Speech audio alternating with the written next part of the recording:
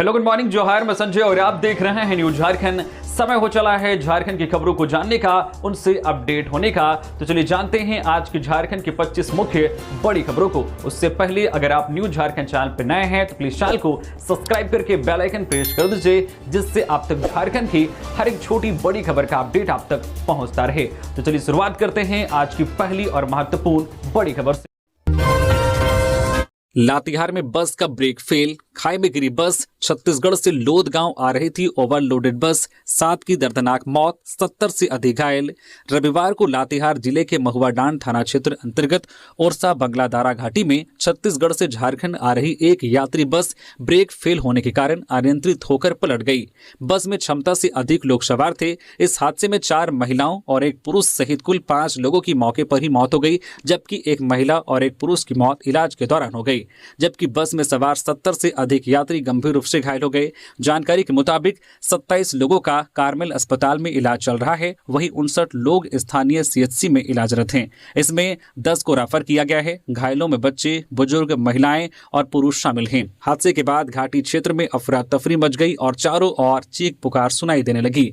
जानकारी के अनुसार बस छत्तीसगढ़ के बलरामपुर जिले से महुआडांड थाना क्षेत्र के लोध गांव स्थित लोटा पानी जा रही थी। घाटी क्षेत्र में उतरते समय अचानक बस का ब्रेक फेल हो गया। बस चालक विकास पाठक ने बताया है कि दुर्घटना से कुछ देर पहले ही उन्हें ब्रेक काम ना करने का एहसास हो गया था।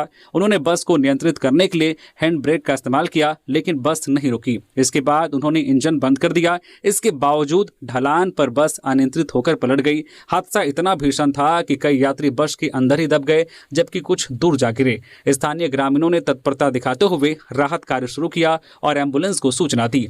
मृतकों की पहचान रेशांति देवी 45 वर्षीय, प्रेमा देवी 37 वर्षीय, सीता देवी 45 वर्षीय, सुखना भूया 40 वर्षीय और सोनामती देवी 45 वर्षीय, विजय सिंह 32 वर्षीय और एक अज्ञात महिला के रूप में हुई है, जिसकी पहचान नहीं हुई है।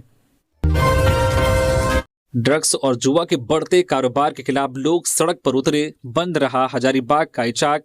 हजारीबाग जिले के इचाक थाना क्षेत्र में नशा और जुआ के खिलाफ आंदोलन शुरू हो गया है। स्थानीय सामाजिक संगठनों के आह्वान पर रविवार को इचाक के व्यवसायियों ने स्वतः स्फूर्त अपने प्रतिष्ठान और दुकानें बंद रखी। इस दौरान सामाजिक संगठनों से जुड़े लोगों और ग्रामीणों ने सड़क पर उतरकर नशा के खिलाफ अपनी आवाज बुलंद की। रविवार को इचाक बाजार में सभी दुकानें बंद रही। इस दौरान प्रदर्शनकारियों ने हेमंत सरकार के खिलाफ नारेबाजी की और सड़कों पर टायर जलाकर अपना विरोध दर्ज कराया। लोगों ने जिला प्रशासन से इचाक प्रखंड को नशा मुक्त बनाने के लिए बड़ा अभियान चलाने की मांग की। आपको बता दें कि हजारीबाग जिले के इचाक प्रखंड क्षेत्र के लगभग 100 गांव में इस बंदी का असर देखने को मिला। बाजार में दुकानें बंद रही और सड़कों पर सन्नाटा पसरा रहा। नशे के खिलाफ जंग में लोग एकजुट और गोलबंद नजर आए। लोगों ने नशा मुक्त समाज बनाने का आह्वान किया। रांची पुलिस ने बच्चा चोरों के बड़े गिरोह का किया पर्दाफाश, 12 बच्चे किए गए रेस्क्यू, महिला समेत 13 बच्चा चोर गिरफ्तार। रांची के धुरवा के अंश और अंशिका अपहरण कांड के बाद रांची पुलिस ने एक और बड़ा खुलासा किया है। रांची पुलिस ने चोरी सहित राज्य भर में सक्रिय बच्चा चोर गिरोह का पर्दाफाश किया है। रांची पुलिस ने गिरोह का पर्दाफाश करते हुए 12 चोरी के बच्चों को रेस्क्यू किया है। ये बच्चे बोकारो, धनबाद, चाईबासा और रांची से चोरी किए गए थे। बच्चा चोर गिरोह 13 सदस्य रांची पुलिस के हत्थे चढ़े हैं। गिरफ्तार किए गए 13 लोगों में महिला भी शामिल हैं। इसके अलावा 2 दर्जन बच्चा चोरों से भी पूछताछ की जा रही है। पुलिस इन्हें हिरासत में लेकर पूछताछ कर रही है। रांची समेत अन्य जिलों और राज्यों में पुलिस ने बड़े पैमानों पर छापेमारी कर चल रहे नेक्सस का भंडाफोड़ किया और बच्चा चोर गिरोह का खुलासा किया है। बता दें कि धुरवा से अंश और अंशिका के लापता होने के बाद रांची पुलिस ने बड़े पैमाने पर जो अभियान चलाया था, इसी अभियान के कारण इतने बड़े गिरोह का खुलासा हो पाया है। बता दें कि चोरी किए गए बच्चों से भीख मांगने, पॉकेट मारी सहित कई तरह के काम कराए जाते थे। साथ ही चोरी की बच्चियों से देह व्यापार कराए जाने का भी पुलिस की जांच में खुलासा हुआ है। इतना ही नहीं, मानव अंगों के व्यापार से भी यह मामला जुड़ा हो सकता है। फिलहाल इस एंगल पर भी पुलिस की तफ्तीश जारी है और जल्द बड़ा खुलासा होने की उम्मीद है। ग्रामीण एसपी प्रवीण पुष्कर के साथ ट्रैफिक एसपी, सिटी एसपी सहित कई अधिकारियों के साथ गठित एसआईटी ने यह खुलासा किया है। ठंड और शीतलहरी का असर। रांची में केजी से कक्षा 6 तक के स्कूल 9 बजे के बाद खुलेंगे। मौसम विज्ञान विभाग रांची की ओर से जारी विशेष मौसम बुलेटिन में झारखंड में अगले कुछ दिनों तक ठंड और शीतलहरी की चेतावनी दी गई है। मौसम की गंभीरता को देखते हुए रांची जिला प्रशासन ने एहतियाती कदम उठाते हुए स्कूलों के समय में बदलाव का फैसला लिया है। रांची के उपायुक्त सह जिला दंडाधिकारी मंजूनाथ भजंत्री के निर्देश पर भारतीय नागरिक सुरक्षा संहिता की धारा 163 के तहत आदेश जारी किया गया है। आदेश के अनुसार रांची जिले के सभी निजी और केंद्रीय विद्यालयों में केजी से लेकर कक्षा 6 तक की कक्षाएं 19 जनवरी यानी कि आज सोमवार से 24 जनवरी 2026 तक सुबह 9 बजे के बाद ही संचालित होंगी। यह निर्णय छोटे बच्चों को ठंड और शीतलहरी के प्रभाव से सुरक्षित रखने के उद्देश्य से लिया गया है। जिला प्रशासन ने सभी निजी और केंद्रीय विद्यालयों के विद्यालय प्रबंधन को इस आदेश का सख्ती से पालन सुनिश्चित करने का निर्देश दिया है। झारखंड के कोडरमा घाटी में मजदूरों से भरी ट्रैक्टर पलटी, एक की मौत, कई घायल। कोडरमा जिले के 9वां माइल के समीप रविवार दोपहर मजदूरों को लोड कर कोडरमा से रजौली जा रही एक ट्रैक्टर भीषण दुर्घटना की शिकार हो गई। इस हादसे में ट्रैक्टर पर सवार एक मजदूर की मौके पर ही मौत हो गई, जबकि 1 दर्जन से अधिक मजदूर गंभीर रूप से घायल हो गए। मिली जानकारी के अनुसार ट्रैक्टर रविवार दोपहर रजौली बिहार से ईंट लोड कर कोडरमा आई थी। कोडरमा में ईंट खाली करने के बाद वापस के क्रम में 9वां माइल के पास बजरंगबली मंदिर के समीप ढिबरा चुनकर दिबोर की ओर जाने के लिए खड़े मजदूरों ने ट्रैक्टर को हाथ दिया। चालक ने ट्रैक्टर रोककर सभी मजदूरों को उस पर सवार कर लिया। कुछ ही दूर आगे बढ़ने के बाद एक तीखे मोड़ पर ट्रैक्टर अनियंत्रित हो गई और उसका डाला सड़क पर पलट गया। इससे ट्रैक्टर पर सवार सभी मजदूर उसकी चपेट में आ गए। हादसे में एक मजदूर की मौके पर ही मौत हो गई, जबकि अन्य मजदूर घायल हो गए।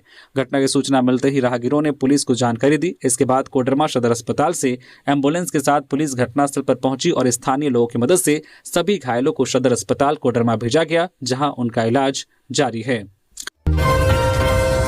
झारखंड टीजीटी पेपर 2 परीक्षा का रविवार शाम 4 बजे आया नोटिस। आज से एग्जाम आयोजित, अभ्यर्थियों में चिंता। झारखंड प्रशिक्षित माध्यमिक आचार्य संयुक्त प्रतियोगिता परीक्षा 2025 के तहत पेपर 2 को लेकर अभ्यर्थियों में भारी भ्रम की स्थिति बन गई है। अभ्यर्थियों का कहना है कि रविवार शाम लगभग 4 बजे अचानक सूचना जारी की गई, जिसमें बताया गया कि पेपर 2 की परीक्षा अगले दिन से आयोजित की जाएगी। इस अल्प सूचना ने खासकर दूर दराज जिलों से आने वाले अभ्यर्थियों, विशेष रूप से छात्राओं की परेशानी बढ़ा दी है। अभ्यर्थियों का सबसे बड़ा सवाल यह है कि इतने कम समय में रांची तक पहुंचना कैसे संभव है। ट्रेन टिकट पहले से उपलब्ध नहीं है, बस और अन्य साधनों में भी भारी भीड़ है। इस स्थिति में अभ्यर्थी सवाल कर रहे हैं कि क्या बच्चे कोई मशीन है या फिर हवाई जहाज पकड़कर परीक्षा देने आएंगे। सोमा मुंडा हत्याकांड मामले में पालकोट में बवाल, देवव्रत सहदेव की गिरफ्तारी के विरोध में प्रतिवाद मार्च। खूंटी में बहुचर्चित सोमा मुंडा हत्याकांड में पालकोट के राजा परिवार सदस्य देवव्रत नाथ सहदेव की गिरफ्तारी को लेकर पालकोट के ग्रामीणों में काफी आक्रोश है। इसके विरोध में रविवार को पालकोट बंद का आह्वान किया गया। वहीं देवव्रत नाथ सहदेव की गिरफ्तारी के विरुद्ध पालकोट में हजारों की संख्या में ग्रामीण एकजुट होकर प्रतिवाद मार्च निकाला। हजारों की संख्या में ग्रामीण राजा मैदान में एकजुट हुए और विशाल पैदल मार्च निकाला। मार्च दुर्गा मंदिर बस स्टैंड में पहुंचकर सभा में तब्दील हो गया। वक्ताओं ने कहा कि जेल का फाटक टूटेगा, राजा साहब छूटेगा। बेवजह प्रशासन के द्वारा हत्याकांड में राजा साहब को घसीटा गया है, वे निर्दोष हैं। विरोध में उतरे ग्रामीणों ने कहा कि राजा साहब गरीब और असहाय लोगों की आवाज रहे हैं।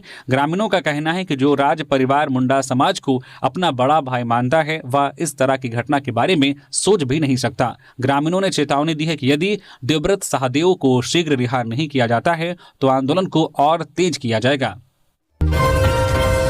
झारखंड में बदलने वाला है मौसम का मिजाज। बदलते मौसम में लोगों को सावधान और सतर्क रहने की सलाह।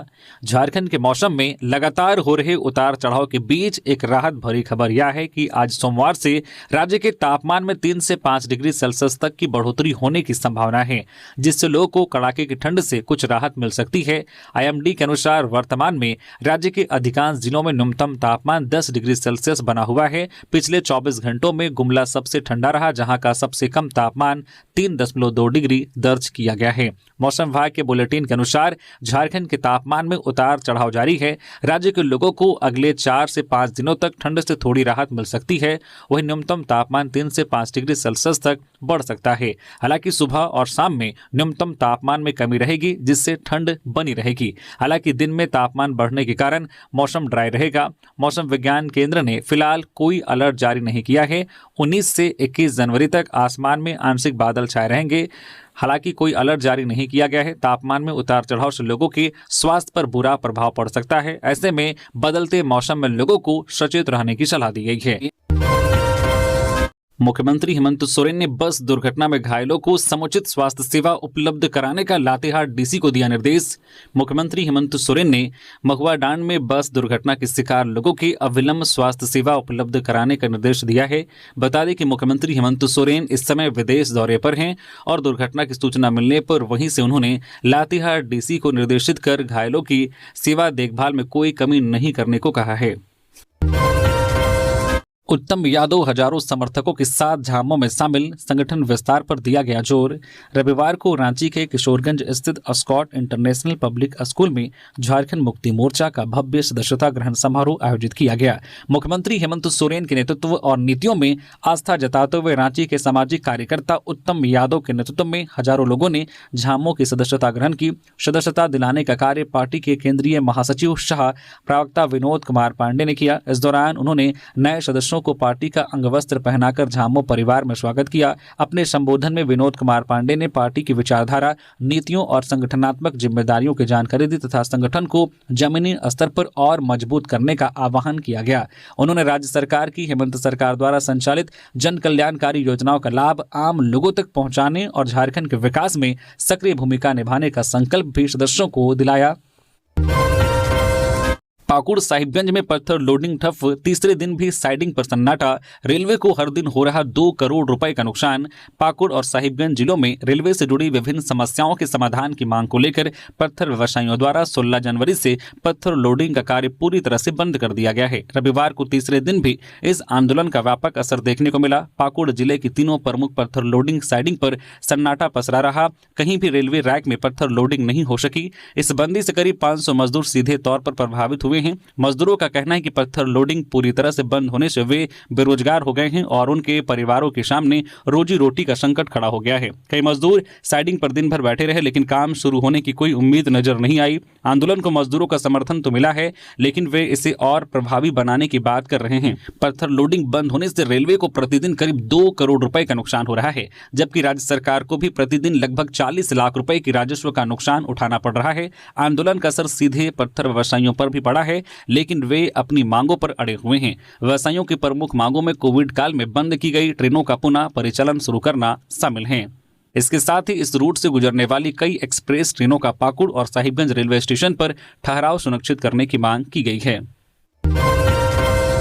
धनबाद में सीवरेज ट्रीटमेंट प्लांट का दूसरे दिन भी विरोध, ग्रामीणों के समर्थन में पहुंचे विधायक जयराम महतो। धनबाद के भागाबांध ओपी क्षेत्र अंतर्गत जीतपुर जोड़िया बस्ती पेटिया बस्ती में प्रस्तावित सीवरेज ट्रीटमेंट प्लांट निर्माण को लेकर ग्रामीणों के द्वारा शनिवार से शुरू हुआ विरोध रविवार को भी जारी रहा। आरोप है कि रैती और आबादी वाली भूमि पर बिना सहमति एसटीपी का निर्माण किया जा रहा है। इसी को लेकर ग्रामीण आक्रोशित हैं। ग्रामीणों के द्वारा रविवार को डुमरी विधायक जयराम महतो को मौके पर बुलाया गया। विधायक पेटिया बस्ती पहुंची और ग्रामीणों से बातचीत की। ग्रामीणों ने निर्माण कार्य से उनकी जमीन और निवास स्थान प्रभावित होने की बात विधायक को बताई। विधायक जयराम महतो ने मामले को गंभीरता से लेते हुए पुटकी अंचलाधिकारी विकास आनंद से बातचीत की। विधायक ने जमीन से जुड़े विवाद का समाधान नहीं होने तक बाउंड्री वॉल निर्माण कार्य पर रोक लगाने का निर्देश अंचल अधिकारी को दिया। वहीं जिले के वरीय अधिकारियों से फोन पर बातचीत की। चतरा में सड़क हादसे में आईआरबी जवान की मौत, ड्यूटी से जवान लौट रहा था घर। चतरा जिले के गिद्दौर थाना क्षेत्र के बरियातू गांव में रविवार को एक सड़क हादसे में एक आईआरबी जवान की मौत हो गई। पुलिस ने शव को कब्जे में ले लिया है। पुलिस के अनुसार जवान अपनी ड्यूटी पूरी कर बोलेरो गाड़ी से घर लौट रहा था। इसी बीच गाड़ी अचानक बेकाबू हो गई और एक भयानक हादसे का शिकार हो गई। गाड़ी में सवार इंडियन रिजर्व बटालियन के एक जवान की मौके पर ही दुखद मौत हो गई। थाना प्रभारी शिव यादव ने बताया कि पुलिस ने शव को कब्जे में ले लिया है और घटना की गहन जांच शुरू कर दी है। शुरुआती जांच से पता चला है कि तेज रफ्तार या गाड़ी में खराबी हादसे की वजह हो सकती है। हालांकि जांच अभी जारी है। अफीम तस्करों की संपत्ति होगी जब्त, पलामू पुलिस तैयार कर रही सूची, मुकदमों के अनुसंधान में लाई गई तेजी। अफीम तस्करों की संपत्ति को जब्त करने की प्रक्रिया शुरू की गई है। पलामू पुलिस अफीम तस्करों और अफीम की खेती करने वालों की सूची तैयार कर रही है। पिछले एक दशक में पलामू के विभिन्न स्थानों में दर्ज अफीम की खेती और अफीम की तस्करी से जुड़े हुए मुकदमों के डाटा को खंगाला जा रहा है। मुकदमों से जुड़े नामों का सत्यापन किया जाना है और उन्हें एक जगह इकट्ठा किया जाएगा। डाटा तैयार होने के बाद अफीम तस्करों और अफीम की खेती करने वालों की संपत्ति का आकलन किया जाएगा। इसके बाद संपत्ति से संबंधित कागजात और अन्य ब्यौरा मांगा जाएगा। अर्जित संपत्ति का स्रोत नहीं बताने पर संपत्ति जब्त कर ली जाएगी। पलामू एसपी रेशमा रमेशन ने बताया कि अफीम तस्करों की संपत्ति को जब्त करने की प्रक्रिया शुरू की गई है। अफीम से जुड़े हुए तस्करों की संपत्ति का आकलन किया जाएगा और उनकी संपत्ति जब्त करने की प्रक्रिया शुरू की जाएगी। चतरा में 14 वर्षीय किशोरी 20 दिन से लापता, पुलिस पर लापरवाही का आरोप। चतरा जिले के गिद्धौर थाना क्षेत्र में गंगापुर गांव निवासी निर्मल राणा की 14 वर्षीय बेटी मुन्नी कुमारी उर्फ रानू कुमारी बीते 20 दिनों से लापता है। घटना 28 दिसंबर 2025 की बताई जा रही है।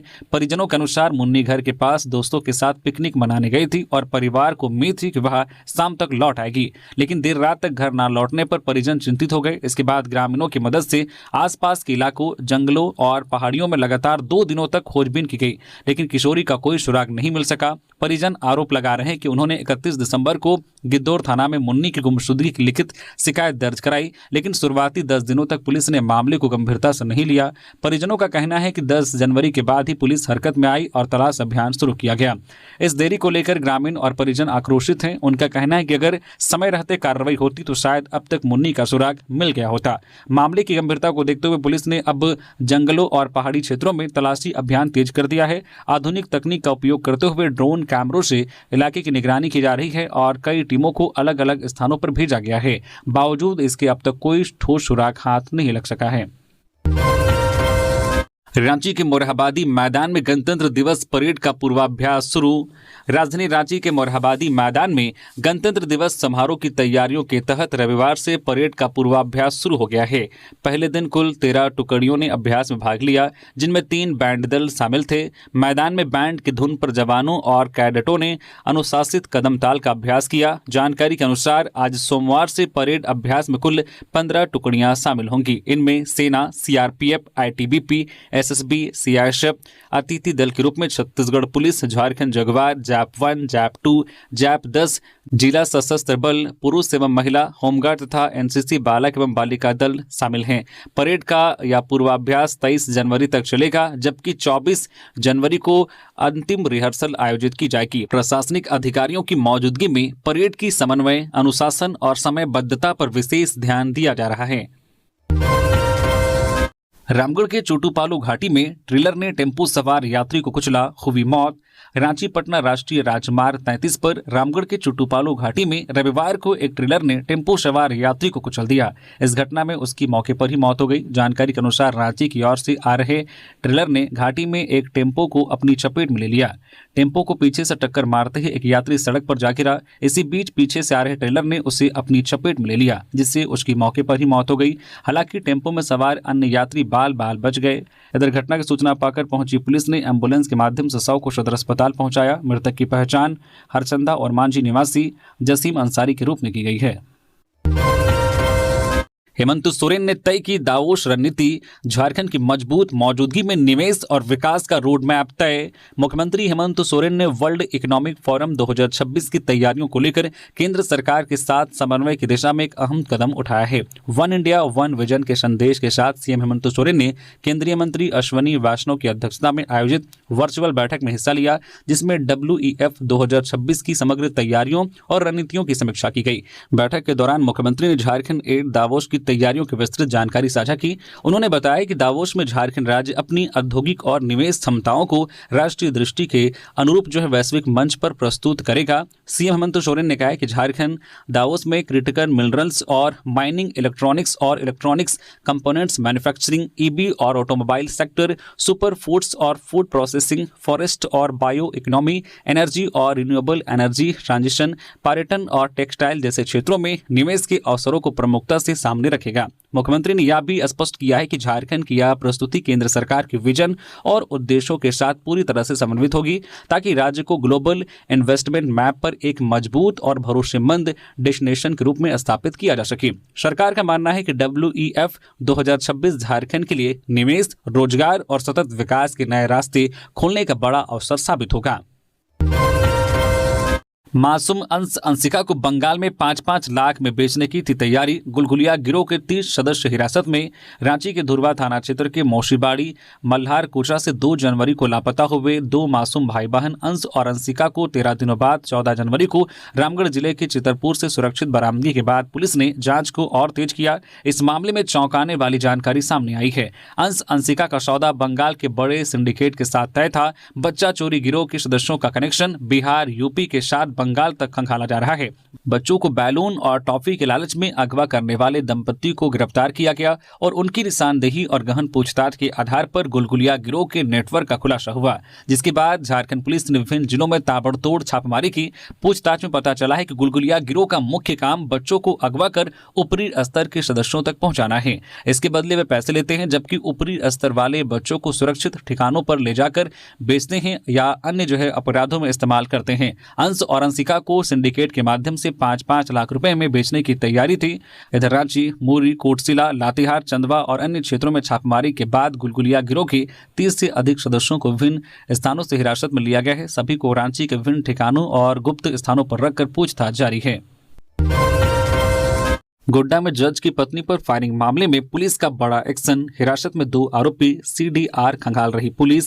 गोड्डा जिले के पत्थरगामा थाना क्षेत्र के गांधीग्राम में जज की पत्नी के ऊपर हुई गोलीबारी की घटना ने पूरे इलाके में सनसनी फैला दी है। इस मामले में पुलिस अब पूरी तरह एक्शन मोड में नजर आ रही है। जज की पत्नी वंदना कुमारी की गोली लगने की इस वारदात की गुत्थी सुलझाने के लिए पुलिस तकनीकी साक्ष्यों और स्थानीय इनपुट का सहारा ले रही है। पत्थरगामा थाना प्रभारी शिवदयाल सिंह के नेतृत्व में पुलिस की एक विशेष टीम ने रविवार की देर रात विभिन्न ठिकानों पर सघन छापेमारी की। इस दौरान पुलिस ने मामले में नामजद महिला के दोनों देवरों को हिरासत में लिया है। फिलहाल दोनों से गुप्त स्थान पर पूछताछ की जा रही है। पुलिस का मानना है कि इन दोनों आरोपियों से पूछताछ के बाद घटना के पीछे के वास्तविक कारणों और साजिश का खुलासा हो सकेगा। सूत्रों के अनुसार पुलिस ने संबंधित व्यक्तियों के कॉल डिटेल रिकॉर्ड CDR निकालने की प्रक्रिया शुरू कर दी है। घटना के समय आरोपियों और पीड़िता के मोबाइल लोकेशन की जांच की जा रही है। घटनास्थल से बरामद खोखे और अन्य सबूतों की भी जांच के लिए सुरक्षित रखा गया है। झारखंड में प्रदेश भाजपा के वरिष्ठ नेताओं ने की बैठक। नगर निकाय चुनाव को लेकर बनाई रणनीति। झारखंड में भले ही आगामी शहरी निकाय चुनाव दलीय आधार पर नहीं हो रहा है, लेकिन राज्य की तमाम राजनीतिक दल इसे शहर की सरकार बनाने का एक मौका के रूप में देख रहे हैं। महाराष्ट्र में अर्बन लोकल बॉडी चुनाव में भाजपा की बम्पर जीत से उत्साहित झारखंड भाजपा के वरिष्ठ नेताओं ने रविवार को प्रदेश कार्यालय में बैठक की। इस दौरान शहरी निकाय चुनाव को लेकर रणनीति बनाई गई। इस दौरान राज्य में शीघ्र और बैलेट की जगह EVM से दलीय आधार पर चुनाव की मांग प्रदेश अध्यक्ष आदित्य साहू ने सरकार से की। दलीय आधार पर EVM से चुनाव कराने की अपनी पूर्व की मांग पर अड़िग भाजपा के नेताओं ने कहा है कि सरकार में शामिल दलों की मंशा निष्पक्ष चुनाव कराने की नहीं है, इसलिए वह EVM की जगह बैलेट पेपर से चुनाव कराना चाहती है। यह ठीक नहीं है। भाजपा के प्रदेश महामंत्री प्रदीप वर्मा ने कहा है कि भाजपा लगातार सरकार पर दबाव बनाती रहेगी कि राज्य में अर्बन बॉडी का चुनाव दलीय आधार पर होना चाहिए। इससे लोकतांत्रिक व्यवस्था में अच्छे और दल के नीति सिद्धांत से जुड़े लोग जनप्रतिनिधि बनते हैं तो उसका लाभ भी जनता को ही मिलता है। धनबाद के ओम प्रकाश तिवारी बने CDPO। राज्य में मिला 31वां स्थान। आर्थिक तंगी और जिम्मेदारियों के बोझ के बीच पाई सफलता। धनबाद के पथराकुली क्षेत्र निवासी ओम प्रकाश तिवारी ने झारखंड लोक सेवा आयोग JPSC की बाल विकास परियोजना पदाधिकारी CDPO परीक्षा में राज्य स्तर पर 31वां स्थान हासिल कर जिले का नाम रोशन किया है। परीक्षा परिणाम घोषित होने के बाद से उनके घर से लेकर पूरे मोहल्ले में जश्न का माहौल है। मिठाइयां बांटी जा रही हैं, बधाई देने वालों का तांता लगा हुआ है। इस सफलता के साथ ही ओम प्रकाश प्रकाश तिवारी को झारखंड सरकार के महिला बाल विकास एवं सामाजिक सुरक्षा विभाग में सीडीपीओ के पद पर नियुक्ति मिलने जा रही है। स्थानीय लोगों का कहना है कि यह उपलब्धि सिर्फ एक नौकरी नहीं बल्कि संघर्ष और मेहनत की जीत है। ओम प्रकाश तिवारी का सफर आसान नहीं रहा। उन्होंने कठिन आर्थिक परिस्थितियों में पढ़ाई की। उनके पिता नैना तिवारी मजदूरी करने के साथ साथ गाय का दूध बेचकर परिवार का भरण पोषण करते थे और बेटे की पढ़ाई का खर्च उठाते थे। मां के असमय निधन के बाद परिवार पर जिम्मेदारियां और बढ़ गई, लेकिन ओम प्रकाश ने हिम्मत नहीं हारी। आदित्यपुर में जानलेवा हमले का खुलासा, मुख्य आरोपी गिरफ्तार, हथियार बरामद, रेलवे स्टेशन के पास से गिरफ्तारी। सरायकेला जिले के आदित्यपुर थाना क्षेत्र में शर्मा बस्ती निवासी दीपक मिश्रा पर हुए जानलेवा हमले के मामले का पुलिस ने उद्भेदन कर दिया है। इस सनसनीखेज कांड में शामिल एक आरोपी को गिरफ्तार कर न्यायिक हिरासत में भेज दिया गया है। अनुमंडल पुलिस पदाधिकारी समीर कुमार सवैया ने रविवार को आयोजित प्रेस कॉन्फ्रेंस में बताया कि 16 जनवरी को दीपक मिश्रा पर जान से मारने की नीयत से चापर से हमला किया गया और फायरिंग भी की गई थी। इस घटना को लेकर दीपक मिश्रा ने आदित्यपुर थाना में राहुल पंडित और सुजीत शर्मा के खिलाफ प्राथमिकी दर्ज की गई थी। घटना के बाद से क्षेत्र में दहशत का माहौल बन गया था। मामले की गंभीरता को देखते हुए पुलिस अधीक्षक मुकेश कुमार लुनायत के निर्देश पर अनुमंडल पुलिस पदाधिकारी सरायकेला के नेतृत्व में एक विशेष जांच दल का गठन किया गया। टीम ने तकनीकी और गुप्त सूचना के आधार पर त्वरित कार्रवाई करते हुए कांड में संलिप्त मुख्य आरोपी राहुल पंडित को हथियार के साथ आदित्यपुर रेलवे स्टेशन के समीप से गिरफ्तार कर लिया है। पूछताछ के दौरान राहुल पंडित ने अपना अपराध स्वीकार कर लिया है। वहीं इस कांड में शामिल दूसरे आरोपी सुजीत शर्मा की गिरफ्तारी की लगातार छापेमारी की जा रही है। धनबाद के चिरकुंडा में 5 करोड़ की लागत से बनेगा जल मीनार, विधायक ने किया भूमि पूजन। धनबाद जिले के चिरकुंडा नगर परिषद क्षेत्र में रहने वाले लोगों के लिए अच्छी खबर है। श्रम कल्याण केंद्र परिसर में जल मीनार का शिलान्यास किया गया है, जिससे क्षेत्र के लोगों को शुद्ध पेयजल की बेहतर सुविधा मिलेगी। इस परियोजना का शिलान्यास निरसा के विधायक अरूप चटर्जी और नगर परिषद की कार्यपालक पदाधिकारी प्रियंका कुमारी ने संयुक्त रूप से किया। इस अवसर पर विधायक ने कहा कि क्षेत्र में पेयजल की समस्या को दूर करना उनकी प्राथमिकताओं में से एक है। उन्होंने कहा कि इस जल मीनार के निर्माण से आसपास के सैकड़ों परिवारों को नियमित और स्वच्छ पानी मिलेगा। 12 फरवरी के भारत बंद का समर्थन करेगी JCMU। 3 इकाइयों के सम्मेलन में हुआ निर्णय। झारखंड कोलियरी मजदूर यूनियन के 3 इकाइयों का संयुक्त सम्मेलन गिरिडीह के खंडोली में आयोजित हुआ।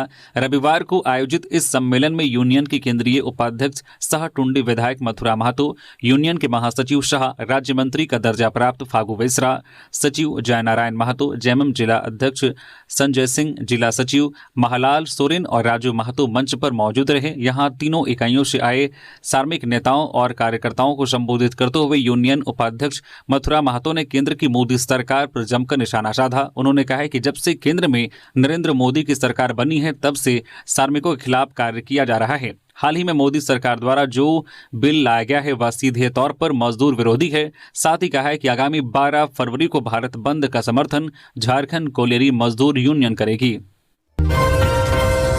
झामुमो के स्थापना दिवस की तैयारी, प्रमंडलीय बैठक में पहुंचे सांसद और विधायक। झारखंड मुक्ति मोर्चा पार्टी का प्रमंडलीय स्तरीय बैठक का दुमका क्लब में आयोजन हुआ। इस बैठक में पहुंचे सांसदों और विधायकों ने अपनी बातों को विस्तार से रखा। झामुमो कोटा से मंत्री हफीजुल अंसारी ने कहा कि गुरुजी के पद चिन्हों पर चलते हुए इस बार के स्थापना दिवस विशेष होना चाहिए। वही छोटे सरकार के नाम से मशहूर विधायक बसंत सोरेन ने कहा कि सभी कार्यकर्ता गाँव-गाँव जाकर लोगों को स्थापना दिवस में आने का निमंत्रण दे। झारखंड मुक्ति मोर्चा का 2 फरवरी को स्थापना दिवस धूमधाम से मनाने को लेकर रविवार को शहर के दुमका क्लब में झामुमो का प्रमंडलीय स्तर कार्यकर्ता सम्मेलन संपन्न हुआ, जिसमें संथाल परगना से आने वाले पार्टी कोटे के मंत्री हफीजुल अंसारी सहित झामुमो के सांसद और सभी विधायक मौजूद रहे। दुमका सांसद नलिन सोरेन ने कार्यकर्ताओं को संबोधित करते हुए कहा कि 2 फरवरी को स्थापना दिवस को सफल और ऐतिहासिक ढंग से मनाया जाएगा।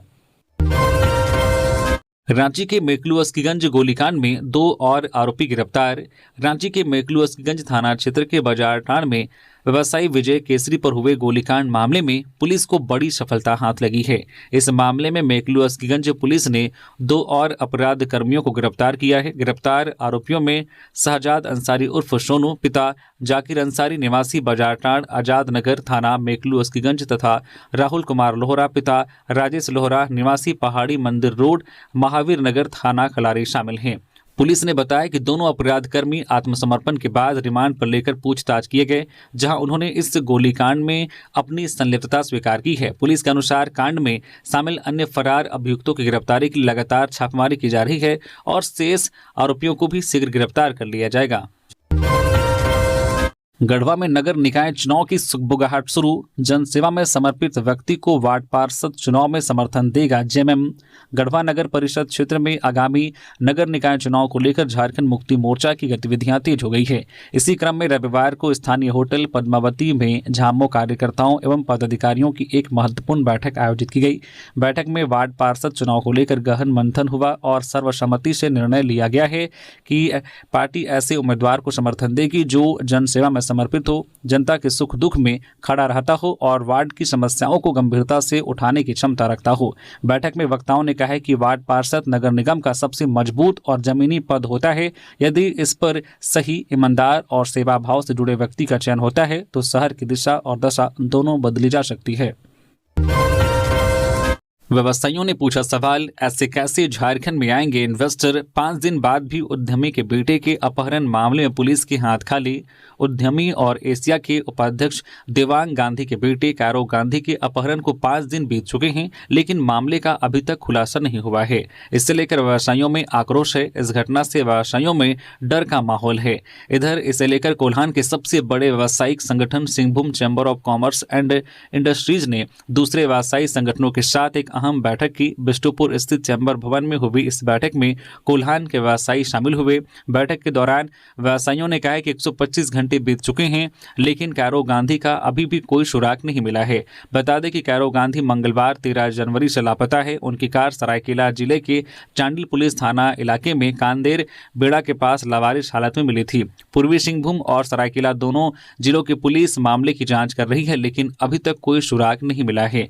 बैठक में व्यवसायियों ने साफ कहा है कि डर के इस माहौल में व्यवसाय करना मुश्किल होता जा रहा है। हालांकि उन्होंने प्रशासन पर पूरा भरोसा जताया। Singhbhum chamber of commerce and industry के अध्यक्ष मानो केडिया ने कहा है कि पूरा चैम्बर परिवार पीड़ित परिवार के साथ खड़ा है, उनके संपर्क में है और लगातार प्रशासन से बात कर रहा है।